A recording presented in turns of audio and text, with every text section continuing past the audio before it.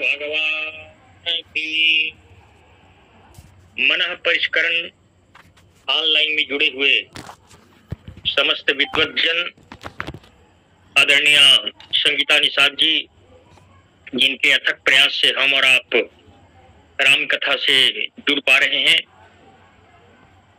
आइए, प्रसंग से आप लोग अवगत ही हैं। आर्यन कांड के अंतर्गत यह प्रसंग, जयंत प्रसंग की कुछ चर्चा आप लोगों के बीच रखने का प्रयास करूं। श्री तुलसीदास जी श्री रामचरितमानस में जब कोई नया प्रसंग प्रारंभ करना होता है, या यूं कहें कि कोई विशेष प्रसंग प्रारंभ करना होता है, तो एक बार शब्द से वह पंक्ति उठाते हैं। उदाहरण के लिए, एक बार हरि मकर सब मुनीस आश्रमन विधाय। एक बार त्रेता युग माहि शंभु गए कुंभज ऋषि पाहि। एक बार आवत दिवसंगा देखे मधुपति कमल पतंगा। एक बार जननी अधमाए करि सिंगार पलना पौढ़ाए। एक बार करी तर प्रभु दयबु तरु विलोकियुर अति दुख भयबु। एक बार नारद वर दीना गावत हरि गुण परम प्रवीणा। एक बार हर मंदिर जपत रहे हरि नाम। अभिमान थे उठ नहीं कीन्ह प्रणाम। और यहाँ एक बार कुसुम सुहागे निज कर भूषण राम बना। फिर तुलसीदास जी कहते हैं कि एक बार चुनि कुसुम सुहाए। एक बार भगवान श्री राम फूलों को तोड़ करके फूलों से आभूषण बना रहे हैं और अपने हाथ से बना रहे हैं। इतना सुंदर दृश्य होगा, एकांत का दृश्य है।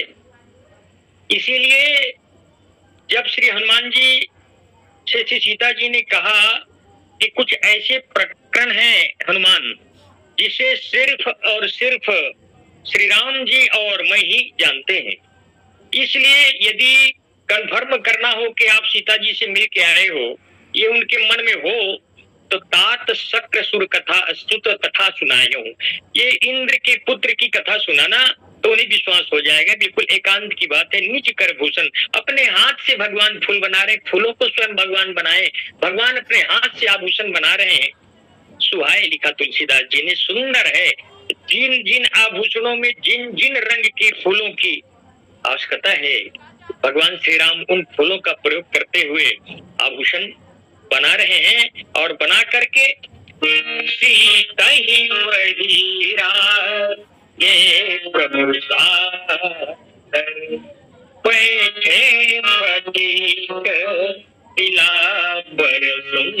सुंदर। सीता जी को आदर के साथ, सम्मान के साथ भगवान श्री राम उन आभूषणों को, विभिन्न अंगों के, विभिन्न रंग के पुष्पों के आभूषणों को पहना रहे हैं। विद्वानों ने तर्क किया कि सीता जी को का सम्मान आज राम जी क्यों कर रहे हैं। विद्वानों ने कहा कि रावण दो प्रकार से सबल है। एक तो आदि शक्ति को अपना इष्ट मानता है और भगवान शंकर को गुरु मानता है। तो आदि शक्ति को इष्ट मानना और भगवान शंकर को गुरु मानना, ये रावण की प्लस पॉइंट है। और आप देखेंगे कि राम रावण युद्ध के दौरान भी निकमला देवी के मंदिर में जाकर रावण यज्ञ करता है, तो आदि शक्ति को मानता है। भगवान श्री राम ने सोचा कि रावण दो प्रकार से प्रबल है, आदि शक्ति की वो पूजा करता है, भगवान शंकर की पूजा करता है, तो क्यों ना इन दोनों को मना लिया जाए अथवा अपने पक्ष में कर लिया जाए। तो शायद आदि शक्ति के सम्मान इसलिए भगवान श्री राम कर रहे हैं कि देखो कुछ समय बाद रावण के पास जाना है और रावण के लंका में जाकर यदि जरा भी लेश मात्र भी रावण के सहयोग कर दिए तो रावण पर विजय पाना मुश्किल है, इसलिए शायद सीता जी का सम्मान कर रहे हैं।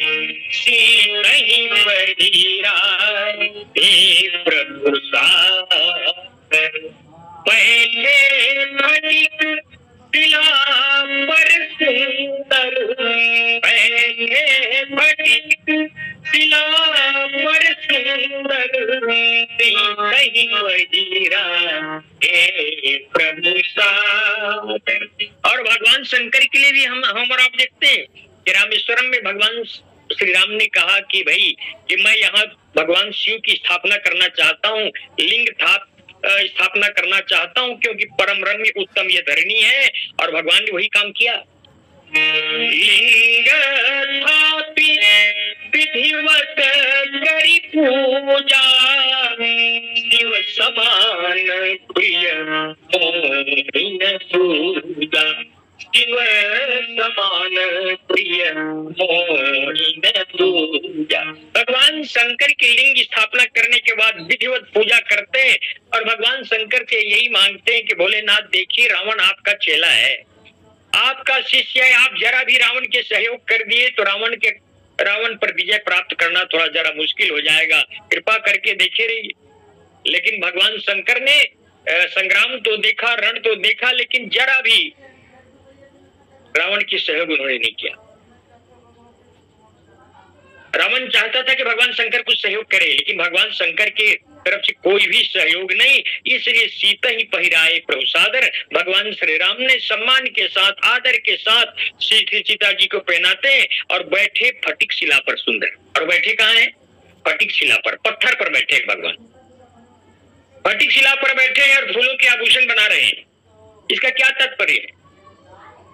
इसलिए इसका तात्पर्य यह है कि भगवान कठोर भी हैं और कोमल भी हैं। फूलों से माला बना रहे हैं, और क्योंकि फूल की माला जो होता है वो बहुत ही कोमल है, फूल को कोमल होना भी चाहिए और पत्थर को, वज्र को कठोर भी होना चाहिए। इसका तात्पर्य ये है कि भगवान श्री राम सज्जनों के लिए तो अत्यंत कोमल है और दुष्टों के लिए उतना ही कठोर है। दोनों बात दिखा रहे हैं कि देखिए मेरे हाथ में कोमल फूल है, लेकिन मैं बैठा हूं पत्थर पर, इसलिए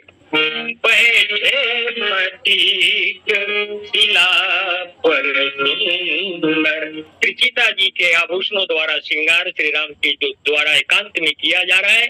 इस पटिक शिला पर सीताराम बैठे हुए, उसी समय सूरपति सूत धरी पायस पेशा, सूरपति सूत धरी पायस पेशा, सख चाहत रघुपति बल देवा, सख चाहत रघुपति बल देवा। सूरपति इंद्र का बेटा कौवे का रूप धारण करके वहां पहुंचा, इसलिए पहुंचा कि सख चाहत रघुपति बल देखा। वो भगवान श्री राम के बल देखना चाहते हैं कि भगवान श्री राम के पास कितना बल है। देखिए कुछ लोगों की तो बल की मापदंड मिला है, लेकिन श्री राम के बल के मापदंड नहीं है। हनुमान जी के बल के बारे में विद्वानों ने बताया कि पहले बल की मापदंड गज बल से लिया जाता था, हाथी के बल से लिया जाता था। इसलिए 10,000 हाथी का बल दुशासन के पास, 10,000 हाथी का बल भीम के पास, ऐसा कहा जाता था।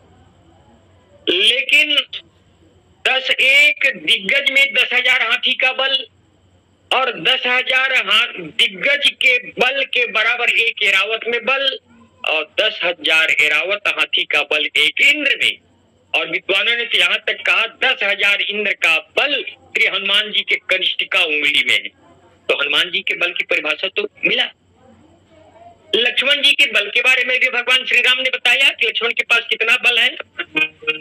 जगमह सखा निशाचर जेते, लक्ष्मण हनाहि निमिष महते, लक्ष्मण हनाहि निमिष महते, जगमह सखा निशाचर जेते। तो लक्ष्मण के बल के भी एक कोई सीमा है, हनुमान जी के भी बल की सीमा है, लेकिन राम जी के बल की सीमा आप इस प्रसंग में अंत में देखेंगे कि जब जयंत से पूछा गया कि जयंत भाई आप तो राम जी के बल पता लगाने के लिए गए थे, तो कितने हजार हाथी का बल है राम जी के पास, या कितने हॉर्स पावर का बल है राम जी के पास? तो जयंत ने कहा मुझे माफ करिएगा, अतुलित बल अतुलित प्रभुताई, मैं मति जान नहीं पा, मैं मति जान नहीं पा। जयंत जो परीक्षक है, परीक्षा लेने वाले रिजल्ट में लिख रहे हैं अतुलित बल है, इसके बल की कोई सीमा नहीं है। और इसीलिए बाली प्रसंग में विद्वानों के द्वारा हम लोग श्रवण करते हैं या पढ़ते हैं कि बाली जो है आधा बल खींच लेता था, इसलिए भगवान ने इस बात के भय से वृक्ष के आड़ से छिप करके बाली को मारा। लेकिन हम लोग यही सुनते हैं ना कि बाली आधा बल खींचता था। हमने ये नहीं सुना कि बाली जो है पौन बल खींचता था, सवा बल खींचता था, आधा बल खींचता था। तो पहले तो बाली को पता करना पड़ेगा कि राम जी जो सामने खड़े हैं उनके पास कितना हॉर्स पावर का बल है। मान लो 100 हॉर्स पावर का बल भगवान श्री राम के पास है, तो उसमें से 50 हॉर्स पावर बल को बाली खींचता, 50 है तो 25 है तो 12.5 है तो 6.25 ऐसे खींचता। लेकिन जब भगवान श्री राम के बल की सीमा ही ना हो, उसके मापदंड ही ना हो, तो बाली कहाँ खींच सकता था? इसलिए विद्वानों ने कहा कि भाई बाली से छिपकर भगवान के राम के मारने का कारण ये है कि भगवान के सामने जो आ जाते हैं, कितना भी बड़ा पापी हो उसे भगवान निर्भय बना देते हैं, निर्भीक बना देते हैं। लागे हो जाओ आए सजो नहीं पाओ। और सुग्रीव ने कहा कि प्रभु आपने कल वादा किया था कि सुन सुग्रीव मैं मारी हूं बाली एक ही बाण, ब्रह्म रुद्र शरणागत गए उबरहि प्राण, तो आपने क्यों नहीं मारा, मुझे फंसा दिए बेच करके। भगवान ने कहा सुग्रीव देखो मैंने जो कहा था उसमें थोड़ा ध्यान तो दो। 3 देव हैं ब्रह्मा विष्णु महेश, मैंने ये कहा था कि ब्रह्म रुद्र शरणागत गैन उबरहि प्राण, बाली यदि ब्रह्मा के शरण में जाएगा अथवा शंकर जी के शरण में जाएगा फिर भी उसके प्राण बचने वाला नहीं है। लेकिन मैंने ये कहा था कि विष्णु के शरण में जाएगा फिर भी उसके प्राण नहीं बचेगा। मैंने विष्णु को वहां छोड़ दिया था क्योंकि विष्णु तो हम ही है ना। तो सख पति बल जयंत भगवान के बल देखने के लिए गया। किसी ने तुलसीदास जी से कहा कि महाराज ये कैसा संयोग है कि जयंत भगवान राम के बल देखना चाहते हैं, आप क्या तुलना देंगे? तो तुलसीदास जी ने कहा ये ठीक उसी तरह की बात है। बोले कैसे?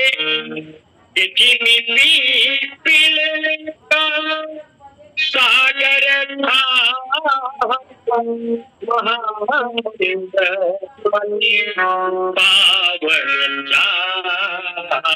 जैसे पिपीलिका यानी चींटी, कोई चींटी समुद्र के था पाना चाहे, वैसे ही जयंत भगवान के बल के था पाना चाहता है। चींटी और कहा समुद्र, इतने तुलना है, इतने ज्यादा अंतर है भगवान श्री राम और जयंत में। और अन्य जगह पर भी कहा गया भगवान श्री राम की जो बल है वो सागर है। जनकपुर में आप देखेंगे क्या कहा गया, शंकर चाप जहाज सागर रघुवर बाहुबल, सकल समाज चढ़ा जो प्रथम बस। भगवान श्री राम के जो बल है वो सागर है, और ये जयंत जो है वो भगवान के बल देखना चाह रहे हैं। तो वही प्रकार की बात होगी जैसे चींटी समुद्र के बल देख, समुद्र के था पाना चाहे। दृष्टांतकार बताते हैं, एक बार हाथी बीमार पड़ गया तो उसे अस्पताल ले जाया गया, भाई इसके इलाज कराया जाए। जंगल के सभी जानवरों को पता चला कि हाथी बीमार है, तो व्यवहारिक रूप से सब लोग देखने के लिए गए। अब हाथी कितना बड़ा, फिर उसका अस्पताल कितना बड़ा होगा, पेट भी बहुत बड़ा बना रहा होगा। तो प्रायः हॉस्पिटल में आप देखेंगे कि एक बेड मरीज के लिए और एक बेड उसके परिजन के लिए रखा जाता है, उसको अटेंडर बोलते हैं। तो हाथी सोया हुआ था, बीमार था। दूसरे बेड में जा करके चींटी सो गई। तो विभिन्न जानवर लोग जब देखने के लिए गए, देखे चींटी सोई हुई है। कहा, चींटी तुम कैसे? चींटी बोली कि भाई मुझे पता चला कि हाथी बीमार है, तो जैसे आप लोग देखने के लिए आए हैं ठीक उसी प्रकार से मैं भी देखने के लिए चली आई हूँ। तो कहा, देखने के लिए आई हो तो ठीक से बैठो, सो क्यों गई? तो हाथी बोली भाई कि मान लो चींटी बोली कि मान लो हाथी को खून देने की जरूरत पड़ जाए तो मैं हाथी को खून देने के लिए तैयार हूँ। अब सोचिए चींटी के पास कितना खून है। मैं तो समझता हूँ एक बूंद से ज्यादा चींटी के पास खून हो नहीं सकता, वो हाथी को क्या खून दे सकता है। तो ठीक उसी प्रकार से स्थिति है जयंत की। तुलसीदास जी कहते हैं सागर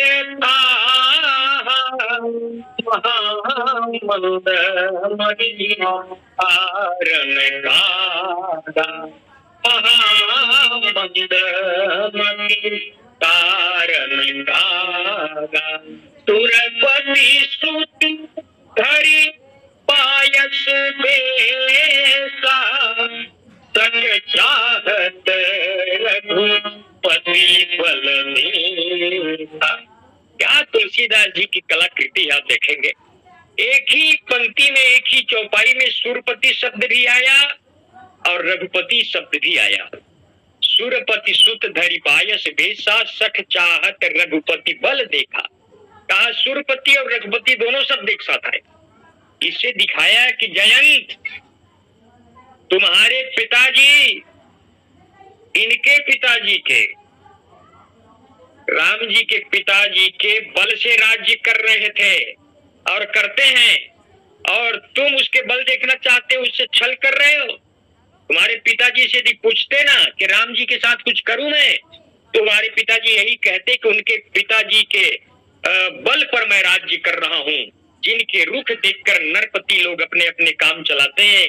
अरे सुरपति बसाई बाहुबल जागे नरपति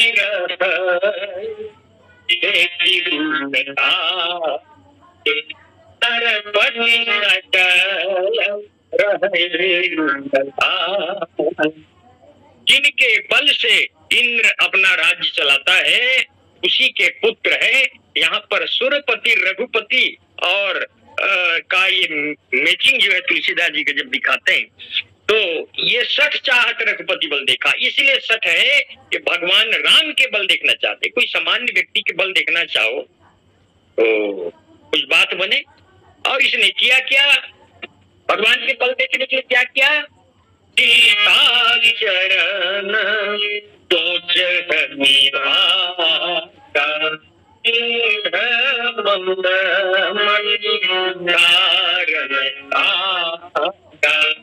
सीता चरण तो जहनी भागा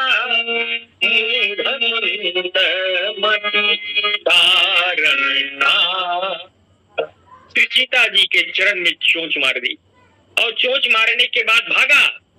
मूढ़ मंदमति कारण कागा। तुलसीदास जी कहते मूढ़ है, मंदमति है कौवा। देखिए रामचरितमानस में एक संकेत मिला है। तुलसीदास जी इस पूरे प्रसंग में बहुत बाद में जयंत का नाम लिखते हैं, बहुत बाद में जयंत का नाम लिखते हैं। नहीं तो अपना काम चला लेते हैं, कभी सुरपति सुत कहकर, कभी सठ कहकर, कभी मंदमती कहकर, कभी कागा कहकर, और यहाँ तक कि एक बार तो नाम ही नहीं लिया, कुछ भी नहीं कहा, वही शब्द करके काम चला लिया। क्या कहा उसने? काहू न बैठन कहा न वोही, राखी रट राम गरदोरी, राखी रट राम गरदोरी। कहा कि उसको, बोले किसको? तुलसीदास जी ने कहा जिस दुष्ट ने जगत जननी श्री सीता जी के चरण में चोंच मारी, उसका मैं नाम नहीं लिखूंगा, कोई बस समझ जाओ उसी को। तो तुलसीदास जी नाम नहीं लिखे, तो आप कह सकते हैं नाम तो लिखा, बहुत बाद में नाम लिखा। कब लिखा? जयंत का नाम कब लिखा? तुलसीदास जी कहते हैं नारद निकल जयंता लागी गया कोमल चित संता, लागी गया कोमल चित संता। नारद निकल जयंता लागी गया कोमल चित संता। जब नारद जी की दृष्टि पड़ी, जयंत ने नारद को देखा, नारद ने जयंत को देखा, तब तुलसीदास जी जयंत नाम दिए। कहा महाराज अभी तक आप जयंत का नाम क्यों नहीं बता रहे थे, क्यों नहीं लिख रहे थे जयंत का नाम? तुलसीदास जी ने कहा उस दुष्ट का नाम कौन लिख रहे? तब अब बाद में तो आपने लिखा, इसलिए बाद में लिखा कि जैसे ही जयंत ने नारद जी को देखा, नारद जी संत हैं, ला की दया कोमल जी संता संत है। और तुलसीदास जी रामचरितमानस में लिखते हैं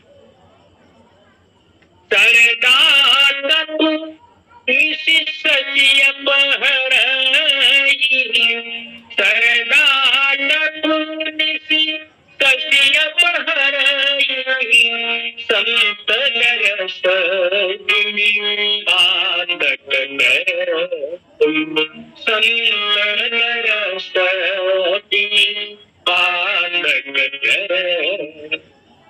सरदा तब शरद ऋतु के ताप को जैसे चंद्रमा हरण कर लेता, वैसे ही संत दर्श जिमी पातक करी। संत के दर्शन होने से, संत के दर्शन करने से पाप का क्षय हो जाता है। कहा जब ये पापी नहीं रहा तो फिर इनका नाम लिखने में क्या हर्ज है?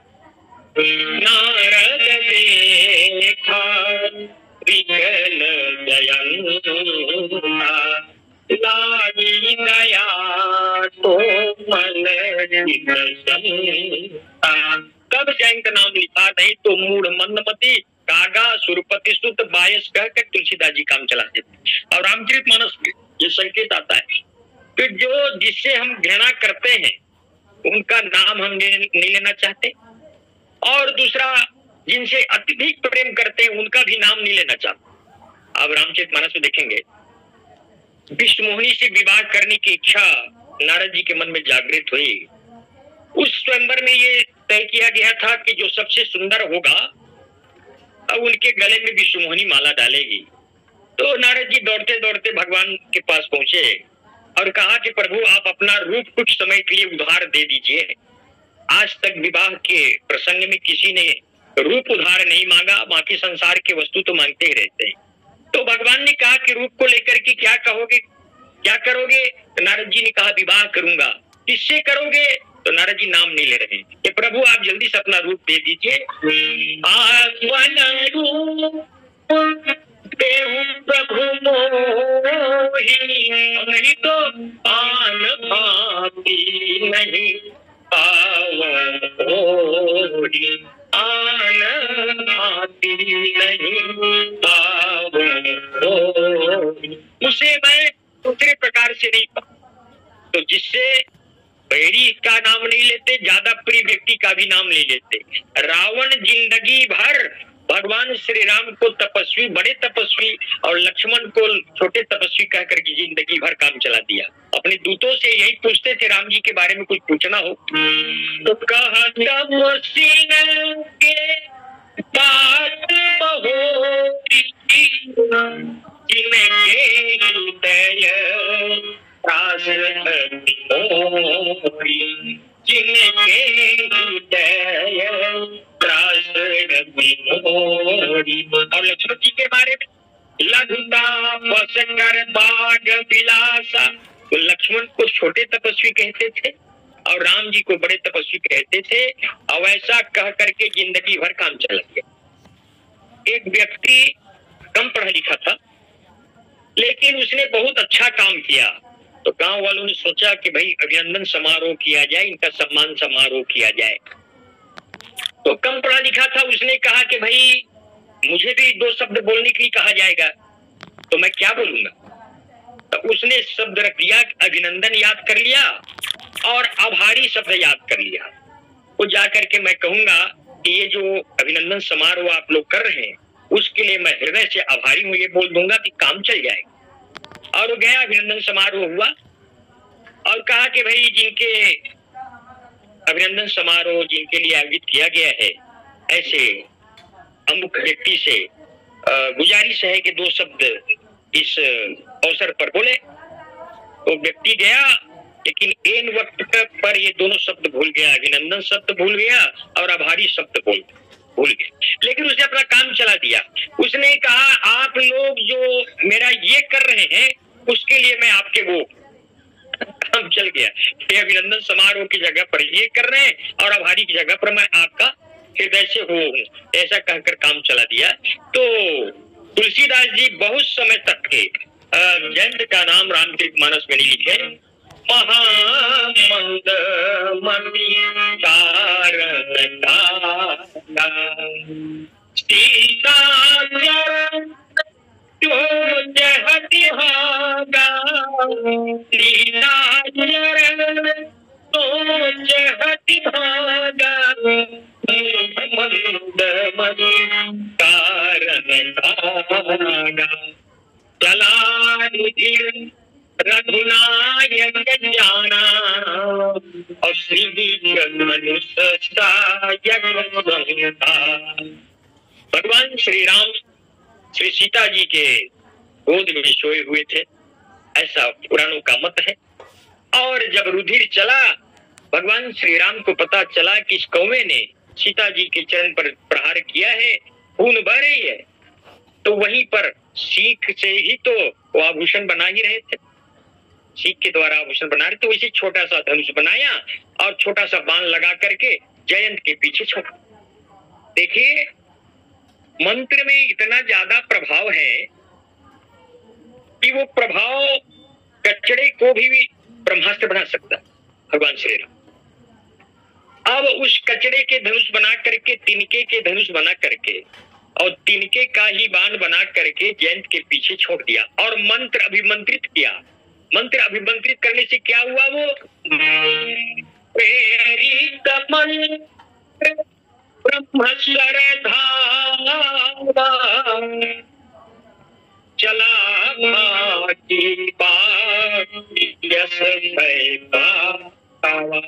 अभिमंत्रित करके उस तिनके के धनुष में तिनके का बाण भगवान श्री राम ने छोड़ दिया। भगवान श्री राम के पास असंख्य बाण है, जैसी जरूरत पड़ती है वैसा भगवान उपयोग करते हैं। पावक सर सुबाहु को मारा, अग्निबाण से पावक सुबाहु को मार दिया।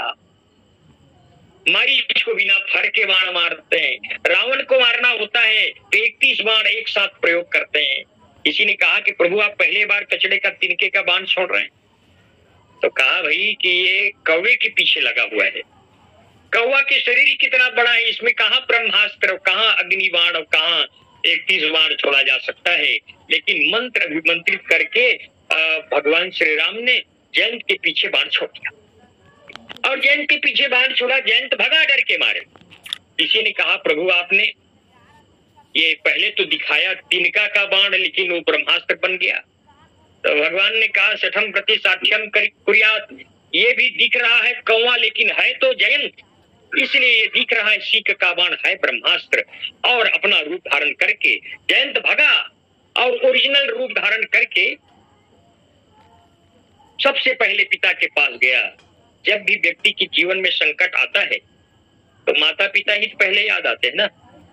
और पहुंचा, हरिणी जरूर गयऊं पितु पाही, हरिणी जरूर गयऊं पितु पाही, राम बिनु राम नहीं आ, राम बिनु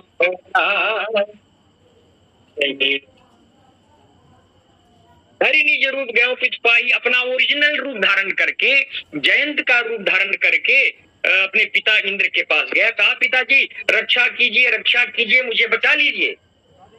इंद्र ने कहा क्या हुआ? कहा मेरे पीछे भगवान श्री राम का बाण लगा हुआ है। कहा क्यों लगा हुआ है? तो कहा मैंने सीता जी के चरण में चोंच मार दी। कुछ समय के लिए तो इंद्र दंग रह गया। इंद्र ने कहा कि जयंत, तुम्हारा जब जन्म हुआ उस समय तो तुम्हारे चोंच वोच नहीं था, तुम चोंच कहां से पा गए? जयंत ने कहा पिताजी मैं कुछ समय के लिए कौवा बन गया था और इसलिए चोंच का प्रहार किया, कौवा चोंच का ही प्रहार कर सकता। तो इंद्र ने कहा देखो तुम्हारे चक्कर में मेरा ये स्वर्ग लोक भी जाता रहेगा, इसलिए जितना जल्दी हो सके यहाँ से तुम भाग जाओ। तुलसीदास जी लिखते हैं राम विमुख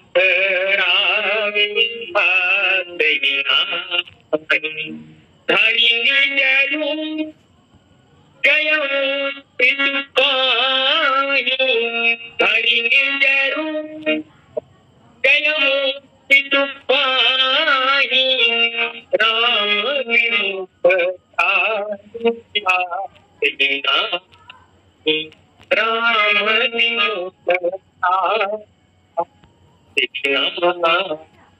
अपना वास्तविक रूप धर करके इंद्र जो है, जयंत जो है इंद्र के पास गया, लेकिन राम विमुख होने के कारण इंद्र जयंत को उन्हें रखने से मना कर दिया। कहा यहाँ से जल्दी भाग जाओ। तो पिताजी जब ना रखे तो और कौन रख सकता है? पिताजी के ऊपर पूर्ण विश्वास होता है। जब इंद्र ने मना कर दिया तुम यहाँ से चले जाओ, मैं तुम्हें अपने शरण में नहीं ले सकता, तुम्हें सहारा नहीं दे सकता, तब तुलसी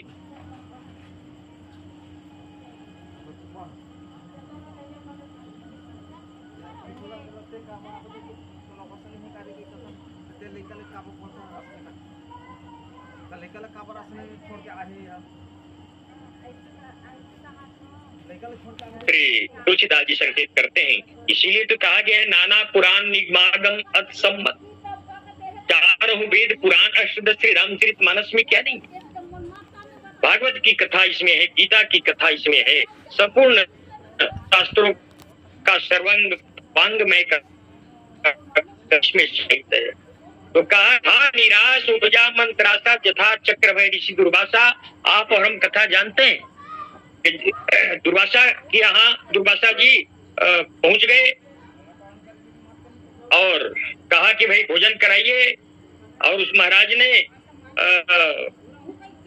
भोजन पारण कर लिया और नाराज हो गए। तो भगवान श्री विष्णु ने अपना चक्षु भेजा,